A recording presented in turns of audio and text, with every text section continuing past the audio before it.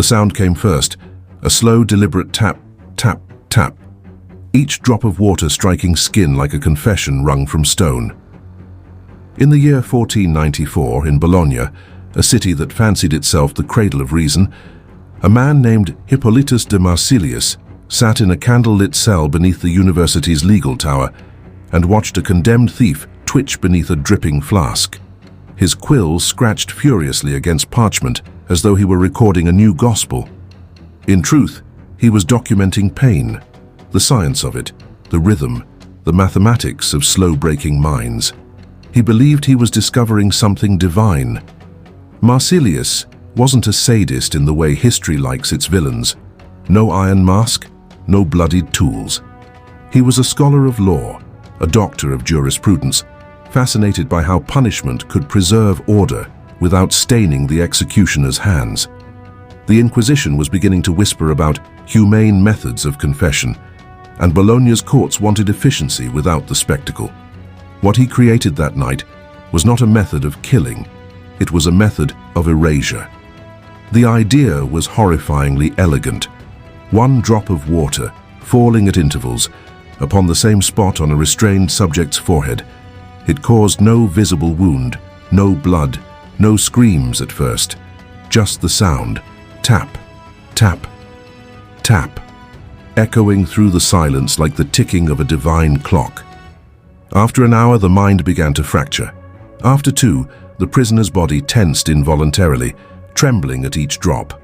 After 3, the victim began to sob uncontrollably, begging for mercy from a force as soft and persistent as God himself. And Marsilius, seated in the corner, fingers stained with ink, called it a revelation. This was not China, this was Italy. And yet, for centuries, the world would call it Chinese water torture, a convenient fiction that shifted the guilt eastward, toward the imagined cruelty of an alien civilization. Western Europe, always desperate to paint its sins as imported, rebranded Marsilius's curiosity as an exotic barbarism. The irony was exquisite, and the cruelty systemic. Imagine the first victims, not enemies of the state, not heretics. The records hint at thieves, debtors, and women accused of false piety, those who could not afford silence. They were promised leniency in exchange for confession. They were told it was only water, and yet hour after hour, the drip carved into their minds until the mere anticipation of sound sent them into panic. Tap, tap, tap. The body remained intact, the face unmarked, but within the self dissolved, a perfect punishment for a society obsessed with the appearance of virtue. What makes Marsilius's experiment even more disturbing is how reasonable it was. The 15th century was a breeding ground for moral paradox, where compassion and cruelty shared the same vocabulary. Scholars like him believed that the soul could be saved if the body suffered in controlled doses. Pain, quantified and purified, was seen as a way to cleanse sin. And so a university, not a dungeon, became the birthplace of one of the most psychologically devastating tortures ever conceived. We are told to fear the executioner, but Marsilius teaches us to fear the intellectual, the man who tortures with reason in his eyes and mercy in his mouth. The horror lies in the logic, and centuries later, when travelers and moralists rediscovered accounts of this dripping torment, they needed a scapegoat. Europe could not bear to admit that such madness came from one of its own enlightened sons, so they renamed it the Chinese water torture, a term whispered with Orientalist revulsion, as if cruelty could be safely displaced across oceans. But beneath that lie beats the same rhythm, tap, tap, tap, echoing through every prison cell that hides its violence behind civility. If you listen closely, even now you can hear it, the sound of systematic cruelty masquerading as science, the slow corrosion of empathy, drop by drop. That is what Crimson Archive uncovers, the hidden machinery behind history's myths, where reason and horror intertwine. Subscribe, if you dare, to journey deeper into the places where civilization pretends not to look, because this is only the beginning. For Hippolytus de Marsilius's discovery was not a singular act of madness. It was the seed of a doctrine, the idea that psychological destruction could be elegant, invisible, and justified. A doctrine that would outlive him, echoing through dungeons, asylums, and interrogation rooms centuries later. And in every one of them, that same sound returns, the patient, merciless rhythm of the drip. Tap, tap, tap. The sound of reason dissolving into cruelty. And the beginning of a lie that would stain history's conscience forever. Hippolytus de Marsilius claimed it was never meant to be torture. He called it an experiment in endurance, a study of the humoral equilibrium, how the mind, when denied movement or control, transforms ordinary sensations into agony. But when the church heard of it, the experiment was reborn in darker rooms. By 1500, the Inquisition had perfected the art of appearing merciful. Bloodletting and racks drew too much attention, too much sympathy. The water drop, however, was invisible, leaving no mark except madness. The condemned could walk away afterward, technically unharmed, though something essential had been hollowed out. Imagine the chamber, stone walls glistening with condensation, the air heavy with mildew. A single rope binds the subject, lying flat upon a bench of cold marble. A flask suspended above the forehead releases water through a thin reed. Each drop is timed, 1 every 5 seconds, by a clerk counting silently with his rosary beads. Tap, tap, tap. At first, the victim endures. Eyes clench, muscles tense, the breath catches. The mind whispers, "I can take this." But endurance is a lie. The repetition burrows deeper than pain. It creates meaning where none should exist. Each drop becomes an accusation, a heartbeat of guilt. After an hour, the body's rhythm begins to anticipate it. The nerves flinch before contact. The mind, desperate for pattern, starts to hallucinate. The victim begins to imagine the drops changing temperature, weight, even intent. Some reported hearing voices in the sound, God, demons, or the faces of those they betrayed. And all the while, the inquisitors took notes. Every tremor catalogued, every broken plea analyzed. To them, this was data. Evidence that the human soul could be dismantled predictably, drop by drop. The cruelty here was not the act itself, but the system that required it. Bologna's judicial scholars saw confession as the foundation of order. If confession could be obtained without blood, the law remained pure. Marsilius's method became the perfect compromise between theology and politics, an innovation in clean pain. He wrote, "The drop does not wound, it persuades. It awakens the soul by endurance." Those words spread across Europe like wildfire. Within decades, manuals of criminal procedure, Spanish, Venetian, even French, mentioned dripping torment as a lawful form of interrogation. It was slow, silent, and left the subject technically unharmed. What they didn't write, what Marsilius himself may never have understood, was that the sound of the drop never stopped once it entered the mind. Some victims reported hearing it for years after release. The echo of water became an obsession, in sleep, in prayer, even in rain. Physicians of the 17th century described these cases as aqua phrenesis, water madness, but no one traced it back to Marsilius. He died a respected scholar, buried with honors. The perfect emblem of a Europe that disguised its horrors beneath marble statues and Latin praise. What does it mean when a society worships reason so completely that it begins to torture in silence? That question hangs over his legacy like the echo of a drop. The myth of the Chinese origin emerged not from the East, but from Europe's guilt. In the 18th and 19th centuries, travelers and missionaries brought back exaggerated tales of Asian cruelty, bamboo cages, dripping water, ants, and ink. The Western mind, always hungry for a moral mirror, displaced its own cruelty onto another culture. The phrase, Chinese water torture, appeared in pamphlets and penny dreadfuls, cementing the lie. The true cruelty was not in the water, it was in the rewriting. To name something foreign is to make it distant. To make it distant is to make it forgivable. The psychological brilliance of Marsilius's invention lay not in pain but in anticipation. The victim was never attacked. They were promised an attack that never came, and so the mind began to devour itself. The sound became both predator and prey. tap, tap, tap. Over time, the body stops reacting, but the mind doesn't. The imagination becomes the torturer. And in that moment, the Inquisition found its masterpiece: cruelty without evidence, control without guilt. Think of that for a moment. A civilization that believed itself enlightened found its most efficient instrument of control not in fire or steel, but in repetition. The same slow drop that nourishes a garden could destroy a mind. And Marsilius, seated at his desk, quill trembling in the candlelight, must have realized, however briefly, that he had discovered something monstrous. He had proven that you could torture someone with the ordinary, that the instruments of torment were already hidden in daily life: the sound of water, the ticking of time, the persistence of thought. It is here that the true paradox of Hippolytus de Marsilius reveals itself. He did not invent cruelty. He intellectualized it. He made it respectable. And that, more than any medieval rack, is what still echoes today, in the sterile chambers of modern interrogation, where water has been replaced by noise, light, or solitude. The method remains the same. The sound remains the same. Tap, tap, tap. Each drop a question.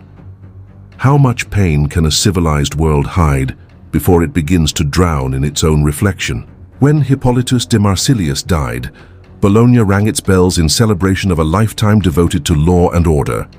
Not one of those tolls mourned the nameless souls who had broken beneath his experiment. Their screams had been too quiet, replaced by the rhythm of the drop, the sanctioned hum of progress. But history, like water, seeps through every crack. 2 centuries later, the method resurfaced, reinterpreted, rebranded, and refined. Enlightenment thinkers, paradoxically obsessed with reason, found Marsilius's writings and hailed them as an example of scientific discipline. The age of instruments gave way to the age of the mind, and what had once been a medieval curiosity became a tool of statecraft. France used it in its asylums, Spain in its colonial prisons, Britain, quietly, in its naval interrogations. And in each of those places, the same sound returned: tap, tap, tap. The water drop had become a metronome of empire, but nowhere did the method evolve more disturbingly than in 19th century mental institutions. Physicians, inspired by Marsilius's theories, claimed that the dripping treatment could cure hysteria, particularly in women. Patients who spoke too loudly, who refused marriage, or who questioned authority were subjected to the balancing procedure: a basin of water, a reed tube, a rope. The body restrained, the drip precisely timed. Their cries were called nerves, their terror therapy. And when they finally broke, when the sound carved through their sanity, the doctors declared them peaceful. That, perhaps, was the greatest horror. Cruelty so civilized it forgot its own face. One recorded patient, known only as Lucia R., left behind a fragment of testimony smuggled out by a nurse. Her words remain one of the few first-hand accounts of the water drop's long shadow. I began to hear it when they took the water away. I felt it under my skin. It is not sound, it is the idea of sound. A silence that keeps remembering itself. I think it will follow me beyond death. That note was dismissed as delusion, yet it captures what Marsilius never could. That torture is not about inflicting pain, but about controlling perception. When fascist Italy emerged centuries later, the state rediscovered its ancestor. The secret police, the Ovra, studied ancient methods of suggestion, believing that invisible torture was the purest form. Witnesses claimed that prisoners in 1930s Bologna were restrained in soundproof rooms where a single leak in the ceiling drove them to madness. Marsilius's ghost had returned home, and Europe still called it Chinese. The irony became unbearable, a civilization repeating its own cruelty while pointing eastward. Newspapers wrote of Oriental barbarism, even as governments funded psychological warfare programs inspired by Marsilius's legacy. When the CIA's Project Artichoke began experimenting with sensory manipulation in the 1950s, its reports referenced drip patterns. They didn't call it torture, they called it conditioning. It's easy to believe torture belongs to another age, another people. But every age builds its own justification. Every drop has its ideology. And in the modern world, that ideology became science. The sound of dripping water was replaced by the hum of fluorescent lights, the white noise of interrogation rooms, the calculated monotony of isolation cells. The tools changed, the principle didn't. Pain without scars, madness without proof. Tap, tap, tap. We still hear it in the endless repetition of screens, alarms, clocks, notifications. The rhythm of control disguised as progress. The same psychological precision that Marsilius once celebrated in his parchment now governs our attention, our exhaustion, our fear of silence. Because the water drop, in truth, was never about water. It was about anticipation, the terror of knowing something small, something meaningless, is coming again and again and again. Lucia R's words return, echoing through centuries. It is not sound, it is the idea of sound. That idea is what makes systems endure. They do not need to strike us anymore, they only need us to flinch. Perhaps that is the secret moral of Marsilius's life. He discovered that control is most complete when the victim participates in it. Every drop teaches surrender, every pause teaches obedience. And when the world finally forgets where the sound began, it can blame anyone. China, the East, the other. That lie becomes a second drop, falling forever into the same wound. The unpredictable shock, the one history refuses to speak, is this: the first victims of water torture were never criminals. They were subjects of curiosity, tested not for their guilt, but for the endurance of the human mind. Marsilius had proven that you could fracture identity itself, erase the line between self and sound.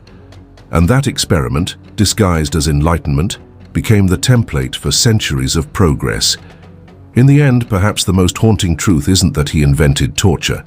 It's that he convinced the world it wasn't torture at all. Tap, tap, tap. The rhythm remains. And if you listen closely under the hum of our modern lives, you might still hear it. The patient, educated cruelty of a world that mistakes silence for mercy. The sound still lingers. Tap, tap, tap. A sound too quiet to accuse, too ordinary to fear. Yet it endures. In our prisons, our hospitals, our homes, even our minds. When we say Chinese water torture, we speak a lie so deep it has become a comfort. We whisper it as a shield, a linguistic trick to convince ourselves that cruelty, true cruelty, belongs elsewhere. But it began here, in candlelight, beneath the vaulted ceilings of a European university, authored by a man who believed himself merciful.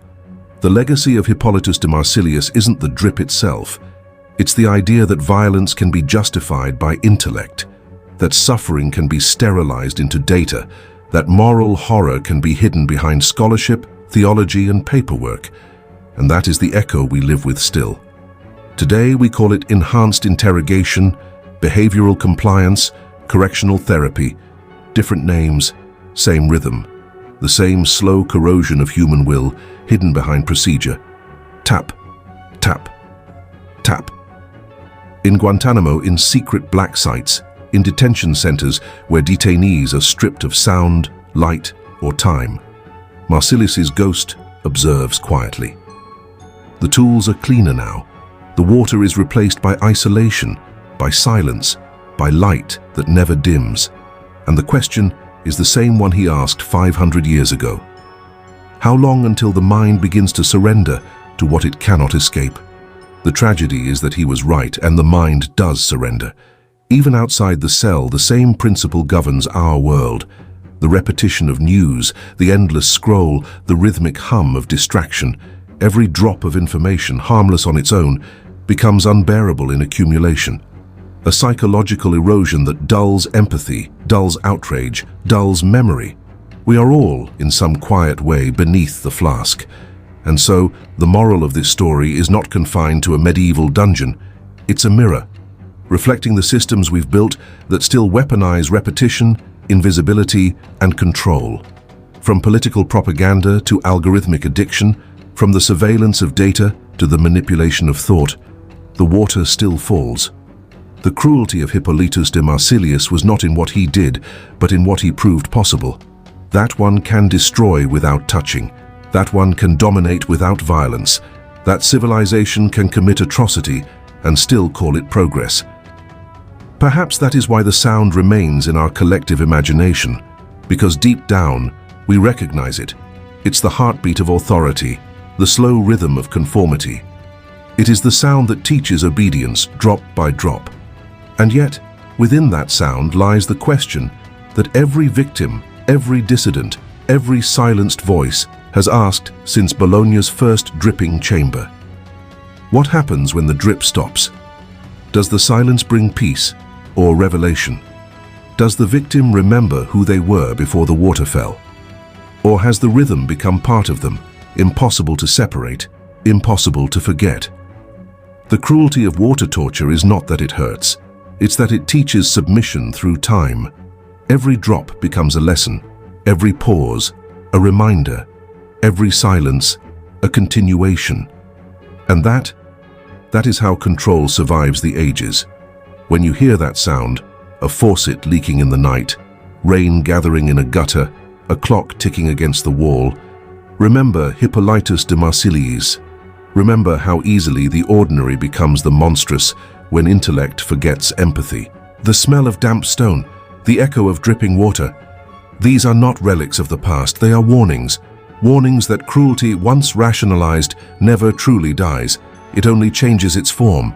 The true horror of Marsilius's invention is not that it was used, but that it was admired, adopted, repeated, forgotten. His discovery promised order, but delivered fear that transcended centuries.